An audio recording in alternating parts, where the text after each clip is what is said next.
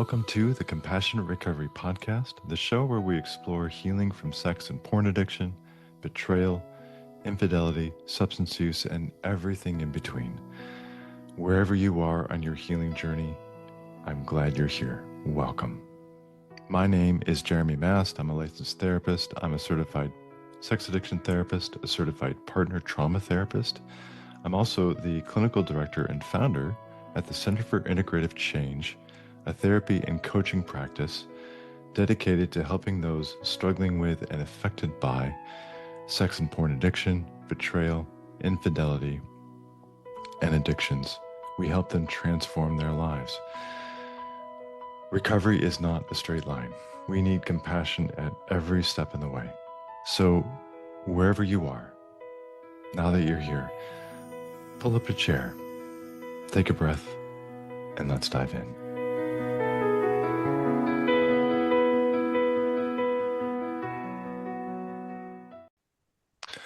All right, everyone, welcome to the show.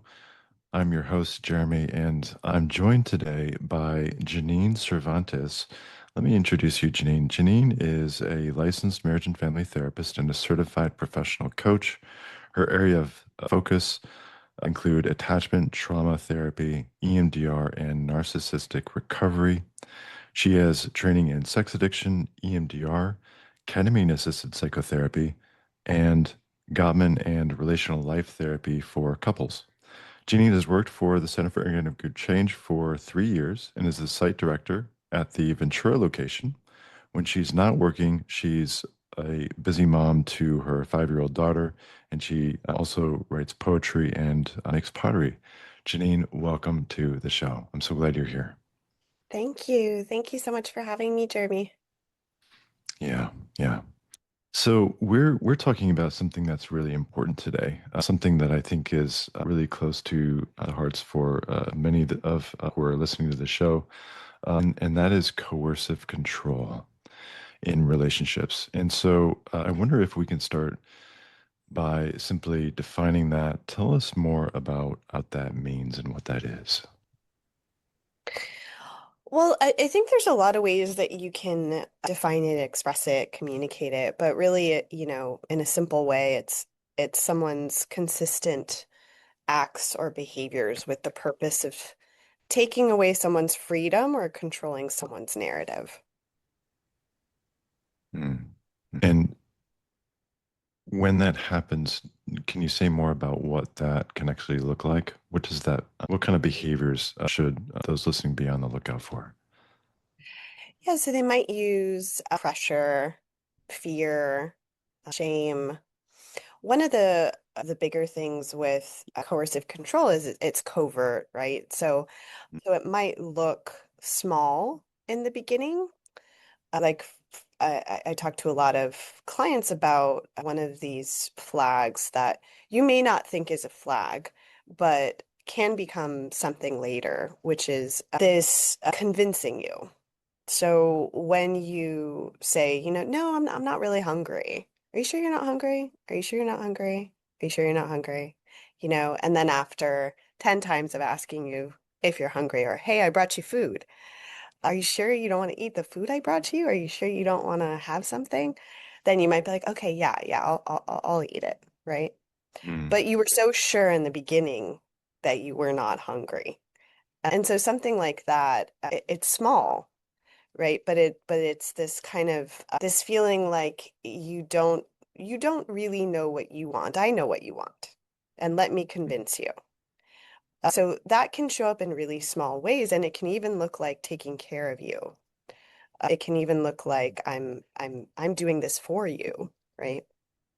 There's other things too, of course, when you start to get into the more deeper parts of what can be categorized as abuse, of course, like tracking or monitoring you, or following or trying to control your whereabouts, or trying to make you feel bad about spending time with other people, maybe controlling money, financial abuse is in there, maybe small criticisms over time that kind of wear on you, expectations for you to check in with them or ask permission from them. Sometimes, again, it doesn't look like a very clear line of I have to do this, but I feel like I have to do this, or I feel the Mm. pressure of this. Another thing that's really common is the fallout. So if I do this, what's the consequence? Am I going to have to emotionally or psychologically, or even in more extreme cases, physically pay for this later in some way? Mm. So, wow, let me back up to what you said about how this can start. So, I'm curious about as this sort of pattern starts to emerge in a relationship, what's the internal experience of the person being controlled?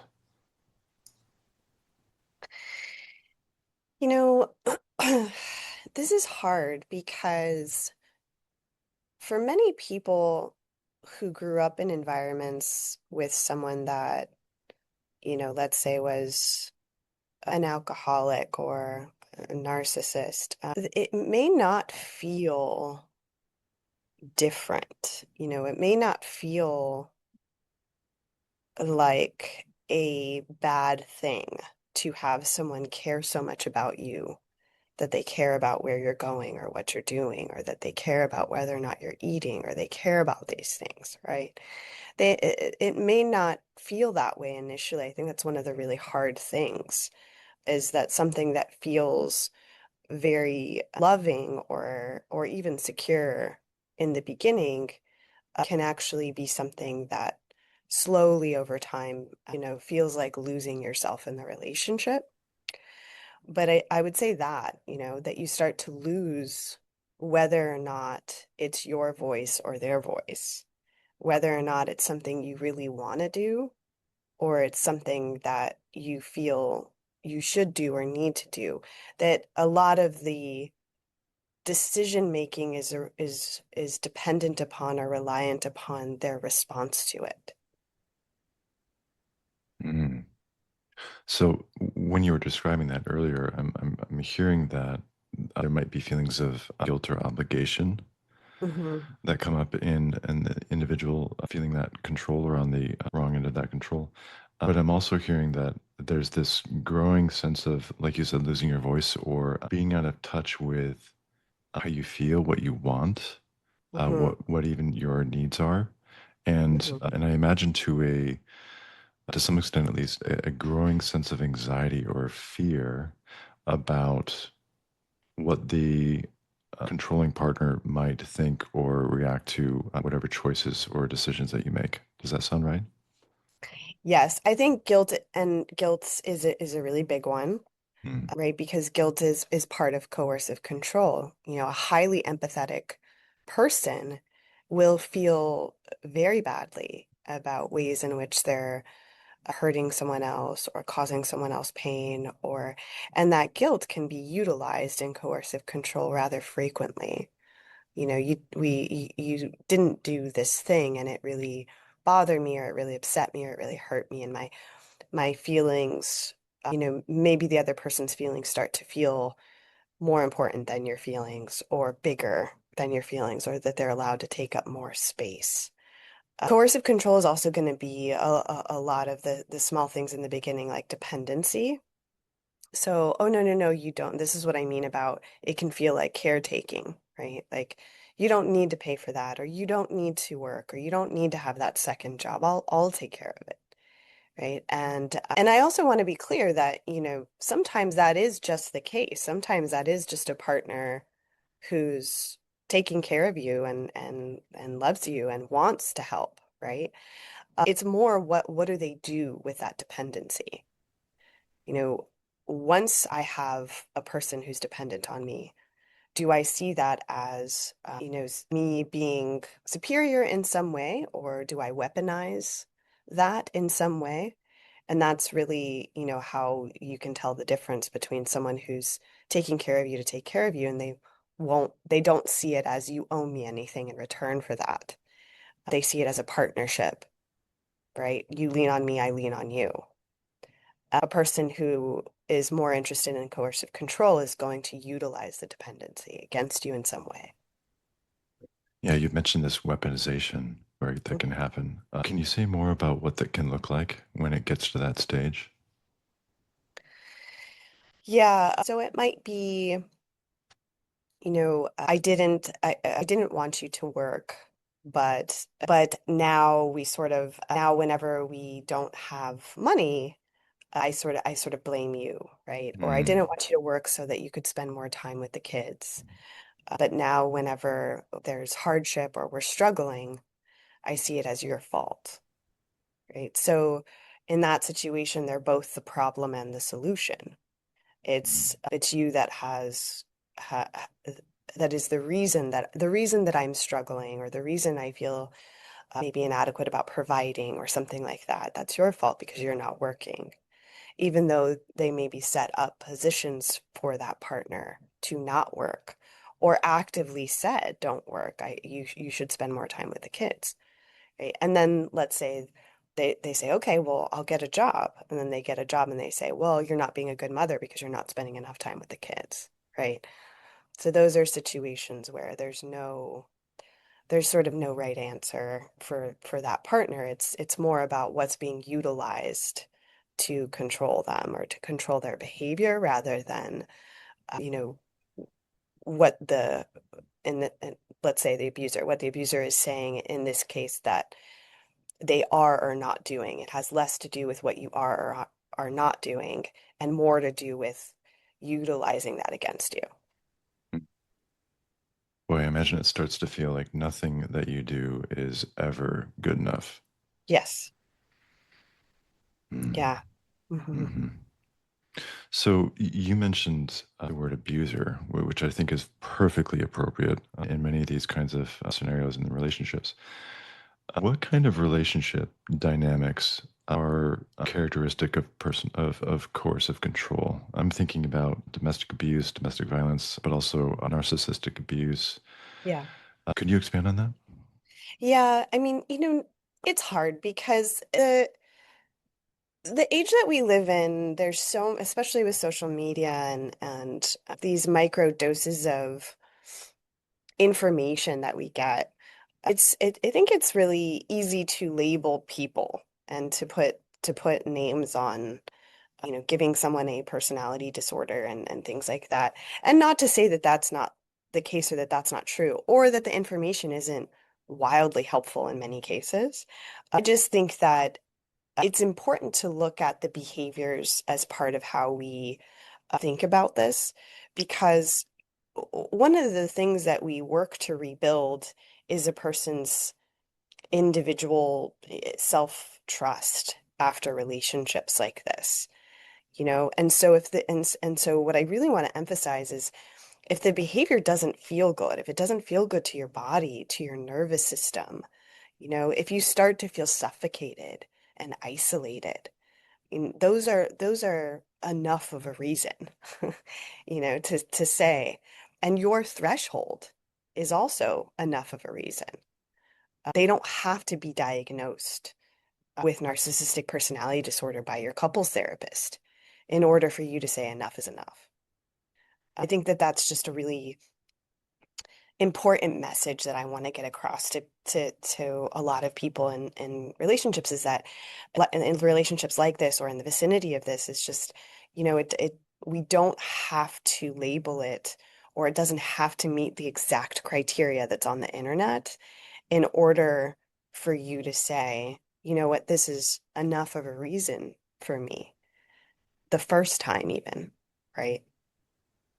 Okay. I love that you said that. I think that's so true. I couldn't agree more because most of the time, because we know the prevalence of narcissistic personality disorder, it's actually a fairly low percent of the population, right? Right. But there Right. there are a lot of people who still exhibit traits associated with narcissism who don't meet the criteria for that diagnosis. And so you're absolutely right. Paying attention to your own internal experience, the feelings that you have, the confusion, the guilt, that sense of losing your voice and autonomy.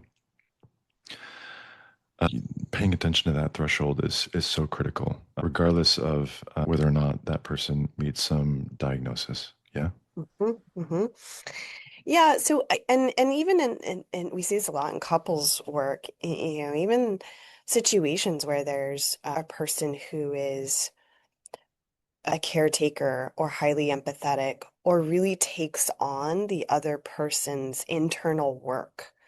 That's a dynamic where, another person is also responsible, right? And not in a situation, of course, where there's something like violence or active abuse happening, but when there's just a simple dynamic like a person who has not has not been able to face their own shame or has not been able to hold feelings of guilt or shame in on the road to accountability as it's a struggle for all of us to identify that difference between accountability and punishment, guilt, shame, holding those feelings, right?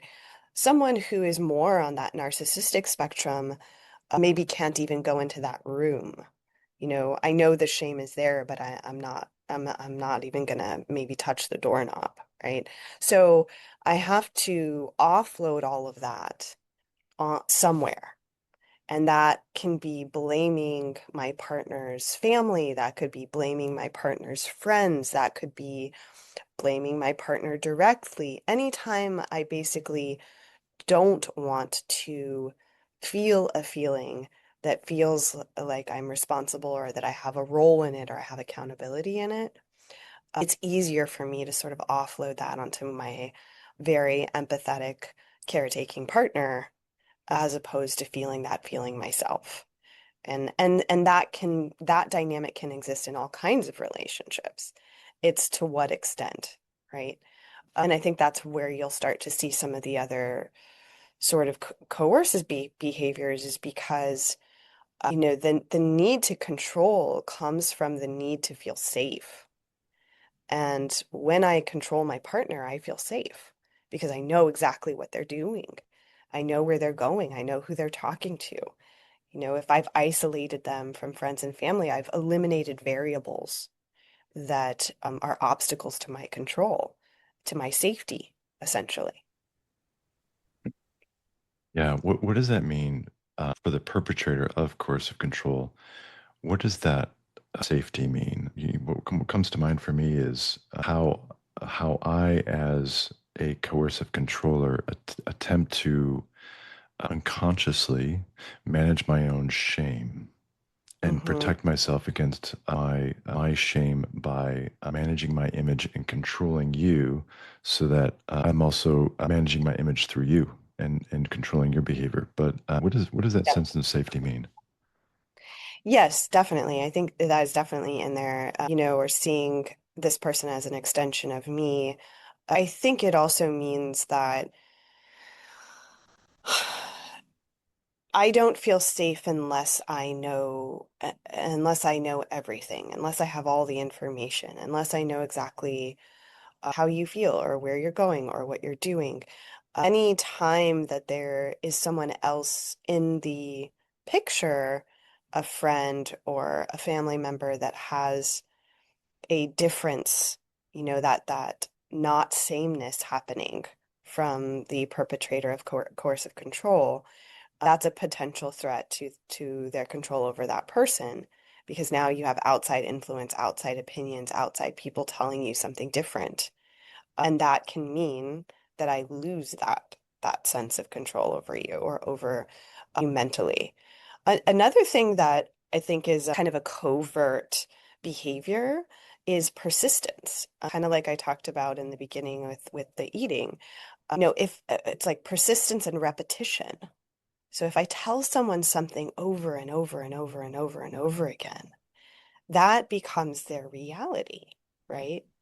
And I mean that person may feel like, well, I know that they repeat that, but that's just because that they believe it so strongly.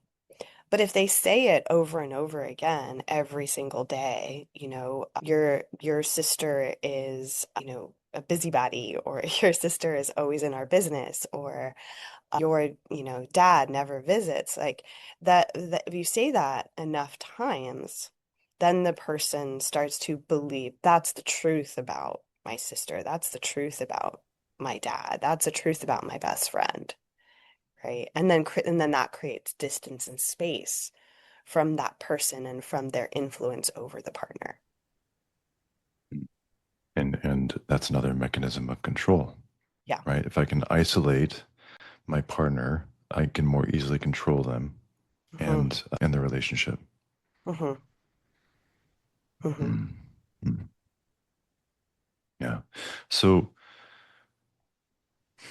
if I'm listening to this and I am identifying with some of what you're saying, what should I be thinking about? What should I be curious about? What should I do? Hmm. Yeah, well, first I would say if you're in the early stages, it goes back to that sense of self-trust and listening to yourself and listening to your intuition, listening to what your nervous system and your body is telling you. If I'm, avoiding going home, right? If I want to stay at work longer, if my body starts shaking in the car before I go in the door, these are all sort of indicators that your body is trying to tell you we don't feel safe. We don't feel safe at home, or we don't feel safe with this person, or we feel like we're walking on eggshells, right? So I would say those are really strong indicators. Your body often gives signals much sooner than we're mentally able to rationalize or agree with, Another thing is, individual therapy is going to help a lot with identifying any kind of history or background. Does my partner in some way remind me of a parent? Is there any enactment happening? How are my patterns and roles showing up?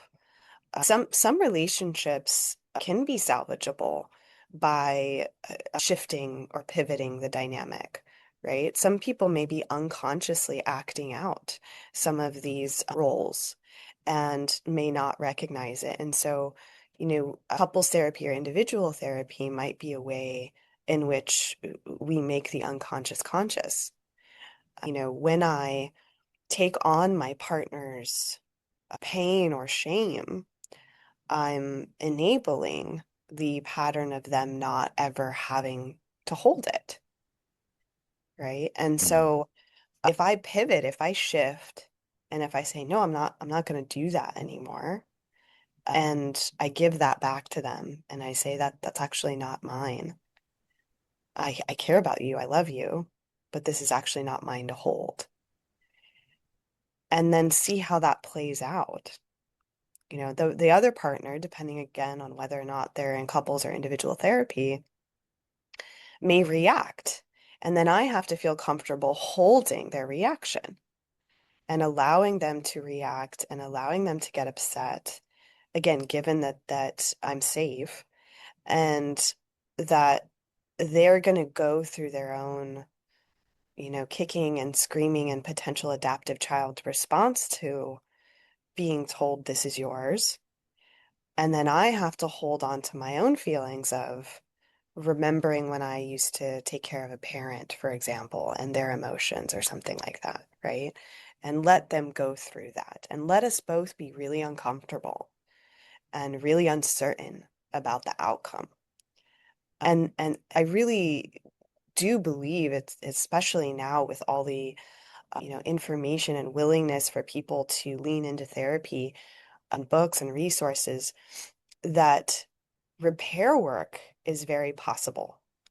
And writing off, relationships, sometimes it happens too early and sometimes it doesn't happen early enough. And again, the person that's going to be able to tell what that threshold is you with support and help and, additional resources and your individual therapy and things like that. But that is an important threshold to know that you have. And many of us wait until it's past that point. Yeah, yeah, for a number of reasons, I'm sure. You said so many things that I think are so important. I think the power of conversations like this is that it starts to put words to something that, like you said, we feel in our bodies first. Something feels off, but we don't quite know what. And we can't quite put our finger on it, but something feels off, something feels bad. And I think partners in these situations really struggle to understand why until they start to connect with resources or start doing some research or get into therapy. They start to put words to some of the feelings and experiences that they're having and start to make sense of that in terms of coercive control and how that's being manifest in their relationship. And you're absolutely right. It sounds like this is what you meant by how we can reenact these childhood roles. Empathetic partners, they often grew up taking on the burdens emotionally for their parents, right? And that's how they learn to survive. I'm going to push myself aside for the sake of compassionately and empathetically taking on the burdens of my parents so that they can feel a little bit better and I can, in exchange, get the closeness and the love that I want and need from them, Hmm. right? Hmm. And so that, what I think I hear you saying is that dynamic can start to reappear in intimate relationships as adults, Hmm. right? Hmm. And so, but when we start to give those burdens back to the person who's attempting to control us, to relinquish those burdens, setting boundaries. And I'd love to hear more about how we can do that, how we can start to give those burdens back. Yeah, that Hmm. person is going to go back into what Terry Real calls their adaptive child, right? Right. That part of them that is wounded, that is wanting to protect themselves, to maintain this control, right? But that's actually a very healthy thing for the relationship and for the partner in this case. Yes. Yes. A lot of times we get stuck in all kinds of relationships with changing our partner, with the idea that we can change our partner. Or what does changing our partner mean or say about us? So if I get them to change, then what does that mean? That means I finally receive the love I need, or that means that I'm finally worth loving, or that means that, sometimes it's an enactment. I got to change the parent. If I grew Mm, up with a avoidant father and my avoidant partner now spends time with me, that means I'm worthy of spending time with, right? So there are some aspects to that I think are a really beautiful thing. It's our protective parts just trying to take care of us, just trying to love us, just trying to, get the thing that hurt to be healed. But the part where we get stuck is in this loop of distracting ourselves in a way from the internal work by focusing on externally on our partner and what they are or are not doing. And what can be also really hard in a coercive dynamic is that I I believe that my partner, the empathetic partner, might be, I believe that my partner can change, or I see their potential, or I see the possibility here sometimes of them being able to make these shifts, or getting stuck on the idea that I I'm I'm not enough, right? They feel constantly not enough in coercive control. And so there's this proving of I can be enough or I will be enough or they will get it one day, what I'm saying, right? And then I will be enough for them. And we can get caught in that explanation, in that possibility, in that hope that one or both of us is going to shift. And in that dynamic, sometimes we're both hoping externally that the other person is going to shift, when really what we probably need is more time with ourselves. I think that's beautifully said. I think you're referring to what I'm understanding is this pattern of self-abandonment Yes. for the sake of focusing on the partner and that hope that things can be different Hmm. can be so powerful. It's what can keep partners who are being controlled in these kinds of relationships. Hmm. Hmm. Hmm. Mm.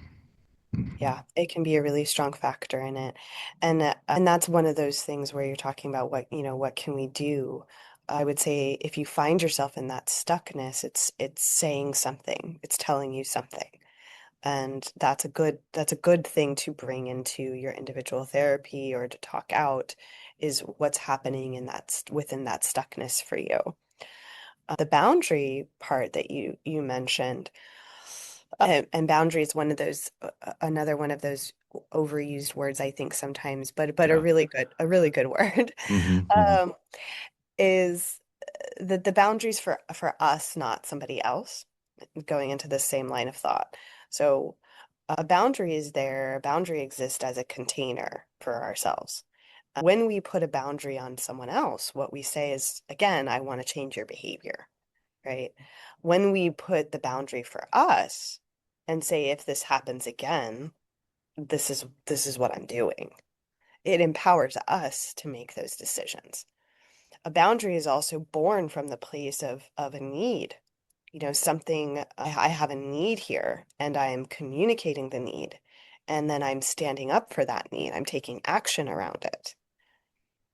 And that's a cathartic process for someone that is used to, proving their worth or taking what they can get. So having that container, it creates a lot of internal safety. When I have healthy boundaries, it creates internal safety because I know that, let's say, if you bring up, let's say it's a financial control kind of piece. If you bring up finances, it's really important to me that we not place blame and that we emphasize solutions. If you continue to place blame on me in these conversations, I'm not going to have them with you. And that's the boundary, right? And now I feel protected and I don't feel like I need to avoid these financial conversations and I don't feel like I need to dodge them or distract myself or go into them with my nervous system being dysregulated or walking on eggshells because I've set a clear boundary. If you start to blame me, I'm not having this conversation because that's not the solution. That can facilitate the process of partners giving back those burdens of guilt, of obligation, of caretaking, whatever it might be, and helping the other partner, the controlling partner, start to take, hopefully, responsibility. They often don't, but Mhm. that can be certainly a way for the partner who's feeling the control to start to take their power back, to start to use their voice, to start to shift away from what their partner's doing. And we talked about this a little bit on the episodes with Jordan, starting to shift away from trying to create power externally by being very aware, even hyper vigilant about what the partner is doing, and shifting toward an internalized sense of power. Mhm. So I'm going to focus on what I need and what I can create for myself in terms of boundaries. Hey, I'm going to make this request of you, and if you agree and fulfill that request, great. But if you don't, then here's what I'm going to need to do to fulfill that need myself. Right. And that's why Mhm. it's cathartic. Because Mm. so much of it is on the heels of I actually it's attachment work, right? A lot of this is attachment. I have to believe that I deserve that going into it. I have to believe that I deserve to have internal safety, that I deserve to be treated in this way, that I deserve for someone to not blame me. If you and I, if hypothetically in this situation, like if we both agree that I'm at fault, then there is no boundary, right? How you feel about me is how I feel about me.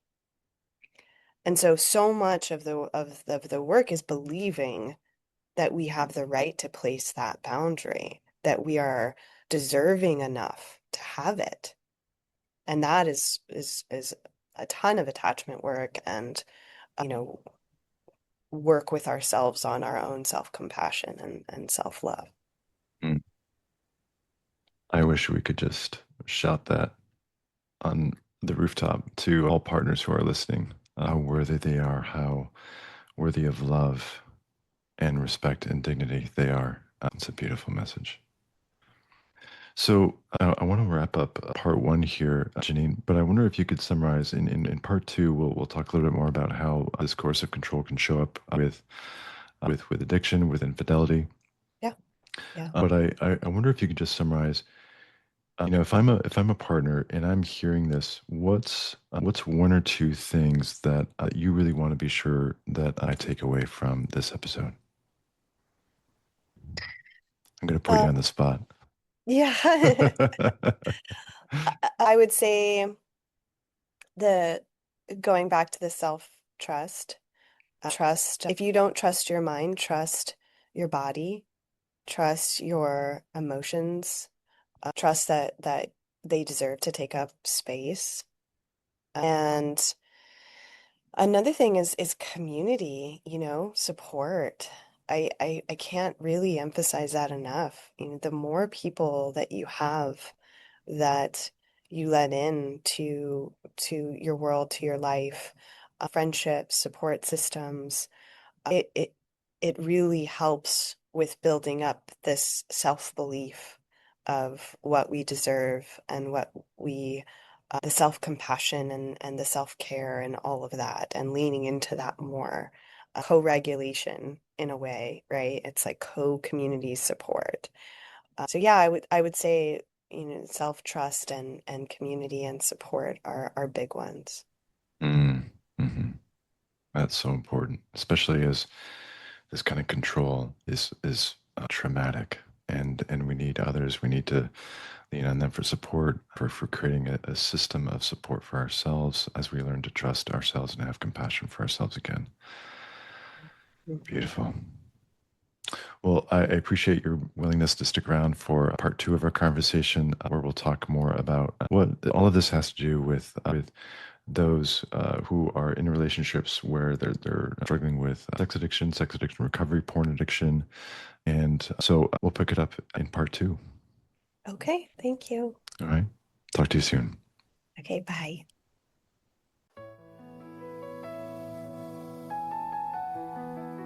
That's a wrap for this episode of the Compassionate Recovery Podcast. Thank you so much for being here. I'm really glad that you chose to spend this time with us. I'm grateful that you're here. If you heard something that resonated with you, please feel free to share this episode with someone who might need to hear it. And be sure to subscribe wherever you listen so that you never miss an episode. To connect with us, please check out cicfreeconsult.com so that you can schedule a free consultation with one of our therapists or coaches. We are standing by here to support you. Wherever you are in your healing journey, we're here to help. Recovery is hard work. You don't have to do it alone. Help is just a free consultation away. So until we see each other again, remember, healing is always possible.